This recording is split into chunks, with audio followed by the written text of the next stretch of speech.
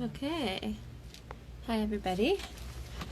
I don't know if anybody's on live, but that's okay. I'm just going to do a video as I promised. Yesterday I posted this painting and the explanation didn't go up.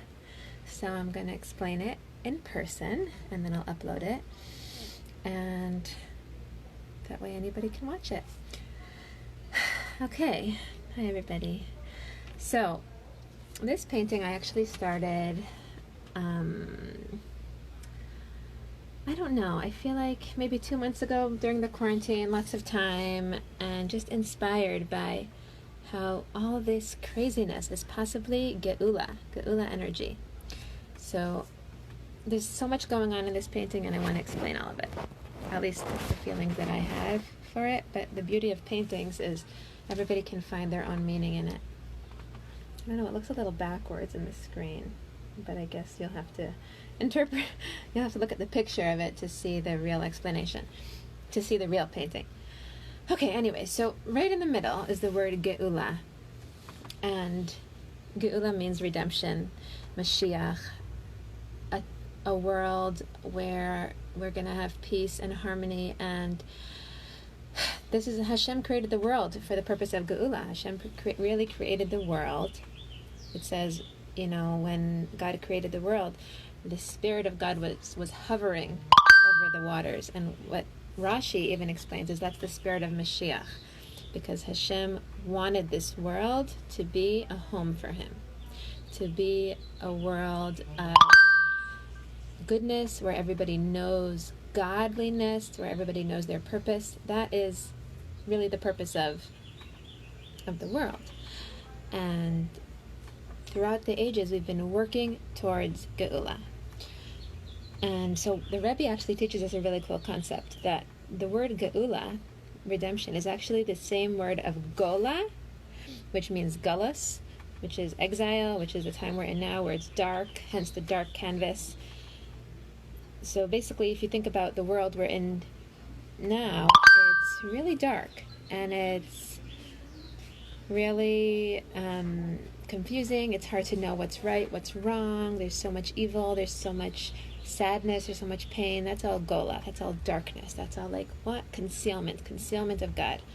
And the Rebbe teaches us the amazing concept that the word Gola, that the concept of Gola is, if you add an aleph, then it's GEULAH. So what is the aleph? The aleph is the alufo shel olam, which is Hashem, godliness. When we add Hashem into our existence that we see, which is confusing and dark, then we create GEULAH. So how do we add Hashem now into our life when it's hard to see, right? It's hard to see, like, how do we add? So what my understanding of it is add godly awareness. So whatever moment we're in, whether it's with our kids, or whether it's with coronavirus, or whether it's with the protest, think, what would Hashem want over here? And bring Hashem into it. So one basic way we know is look in the Torah. How would Hashem want us to respond? How would Hashem want us to act? What does Hashem want from us? And bringing those deeds, those thoughts into our existence brings GEULAH. And the cool thing is, if you see at the end over here, it says Gula Apretty, Gula Klali. So Apretty is individual GEULAH. And that means we can start world change, global change, by working on ourselves. That's really where it starts. When we are struggling with something, or with a child, or with a relationship, and we work on that, however we do it, that is Gula Apretty. That's redeeming ourselves. That's bringing ourselves to the best possible version of ourselves that we can. And that leads to Gula Klali. So when we see create, which is like world GEULAH, which is a world of peace, a world of harmony. So if we think about, we want Gula Apretty, we want Gula Klali, we want the GEULAH for the world. We have to remember that it starts with Gula Apretty. It starts with us working on ourselves. And sometimes that's even harder. I think often that's harder. It's so easy to look out in the world and say, hey, they should stop doing that. but look inside. What do we need to work on? And that leads to world Geulah. Okay, so up here, the Aleph is connected to the word emunah. You see, I used it for the word emunah. Sorry, the airplane is going. Emunah is faith. And then the next word over here is bitachon, which is trust. So what I've learned is the difference between emunah and bitachon is faith is like, yeah, I have faith that people will stop fighting, or I have faith that my kids will. But it's kind of like a, I would say, theoretical concept. It doesn't really affect your life. It doesn't really change your kishkas. It doesn't really change the way you really feel about the situation. You just kind of hope that it will change. That's emunah. But bitachon is even stronger. Bitachon is knowing in your heart, knowing in your soul, knowing really strongly that it's gonna be good. Knowing the best possible outcome will happen. And really having that trust. And we're actually, Shalom Mordechai Rabashkin, when he was in jail for many, many false accusations, I'm not saying all of them, but many, he had a lot of faith and a lot of trust that he would be redeemed and that he wouldn't be falsely punished forever. And so he taught, and he was, thank God, after 8 years instead of 27 years, he was released from jail. And he taught this kind of acronym of Aleph, Beis, Gimel. Emunah and Bitachon leads to Geulah. So I'm thinking now in terms of worldly events and all the challenges and all the darkness and any darkness that we have in our life. If we can hold on to those 3 letters, Aleph, Beis, Gimel, that emunah, what do we really want? What do we see? And having trust that people are really good, and people are really respectful, and people are really, and just having trust in the faith of a good world, of a better world, of a peaceful world, holding on to that vision, that will bring it out. And not that we don't need to do the work. We need to put the Aleph into the Geulah. We need to put godly awareness. We need to put godly actions, even a blessing, even a prayer, even small things. Small godly actions and thoughts bring Geulah, bring the Aleph into Geulah. And now one more thing I connected this Aleph to over here. This says Aleph Mem Taf, which means emes. And I really love the word emes because sometimes when things seem dark and confusing, as it does now, you can get like, wait, what's true? What's not true, you know? But the amazing thing about emes is Aleph is the first letter of the alphabet, Mem is the middle letter, and Taf is the last letter, because emes goes all the way through. Truth is eternal. Truth is eternal. So the truth of Torah is eternal, means it goes through all the ages, all the history, and even the times when it looks so dark you can't imagine Torah's truths apply, they do apply because emes is eternal. So these truths of emunah, bitachon, and geulah that were taught in the Torah, these truths are eternal. And the Torah's truths of do not kill, because every person, every human is created in the image of God. That is from the Torah, and that is an eternal truth. And that's the crazy thing is, like I've been hearing recently that people are so upset now that somebody was killed because that's a Torah truth. That's a Torah truth that nobody should be killed. It's not our paper. God takes care of if somebody needs to be punished. No, we are not, I mean, I think in the times of the Beit HaMikdash, certain punishments were punishable by death, but not by an average Joe Schmo, you know? So it's just interesting to think how Torah is eternal, and now as we're getting closer to Mashiach, may it be speedily in our days, everybody's standing up for these truths of the Torah. I mean, you can look at it like that. I don't think they're doing it in the right way because, I mean, many are not, because that you see what you look in the Torah and you see what's the right way to act and what's the not right way to act. So that's the amazing part, that we have a truth, we have a Torah that we can look in. It's eternal, and that can tell us the right way to live our lives. Okay, what else? Here it says, open your eyes.